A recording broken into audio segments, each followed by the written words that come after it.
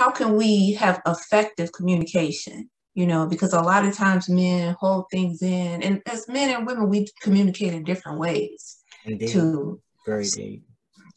You know, so how can we effective communication?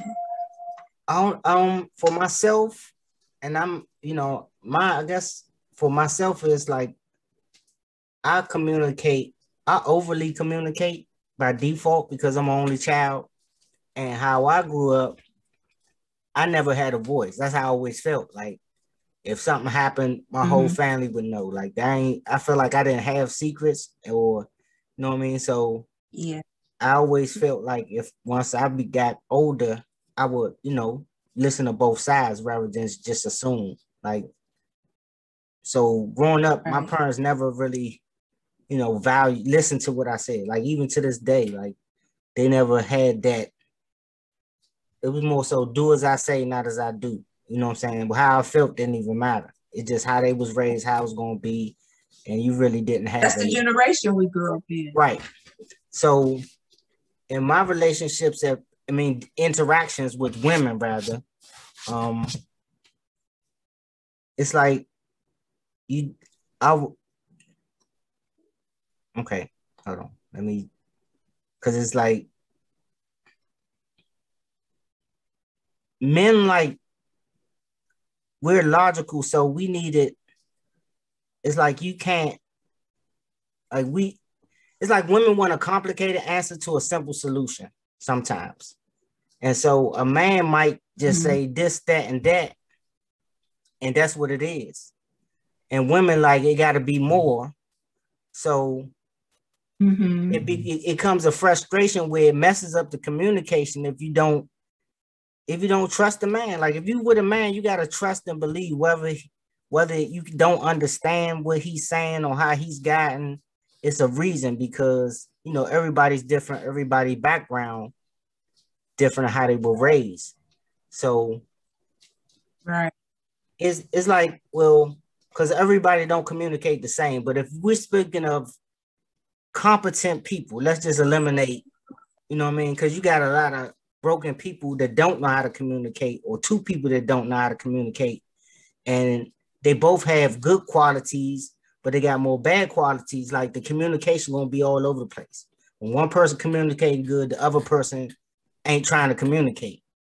So when they ready, the other person ain't, you know what I mean? Yeah. So it's like for me, if a communication get out of hand, I'm a walk away type of person. That's how you know, that's one of the things my father I used to hate it, but he'd be like, you got to learn to walk away. And I used to say, you know, and being as though we're growing up and, you know, how we grow up and not the richest of places, walking away could have difficult consequences where you might get picked on. But, you know, we're not speaking of like, you know, extreme violence. You will have to walk away if you're not prepared to, you know, suffer those consequences. So I don't think, I mean, just like, you know, they rally for like when black men get killed by the police, right? It's like, it's a disconnect, because you might feel a way about George Floyd or whatever other brothers that got killed that's in the public eye, but it happens all the time. And it's just us, either us killing us or they killing us, like we killing us. Yeah. So part of a black woman's communication, because, you know, we speaking of black people, the most part of black woman has to kind of take into consideration is we are George Floyd. We are all of the black men that's getting killed. You know what I mean? So you gotta communicate with more of being a piece of his peace and understanding versus, you know what I'm saying, just assuming the worst. Because it's like we always assume like that nigga probably did it. You know what I mean? Like I don't give a fuck if OJ did it, but to me, he ain't do it.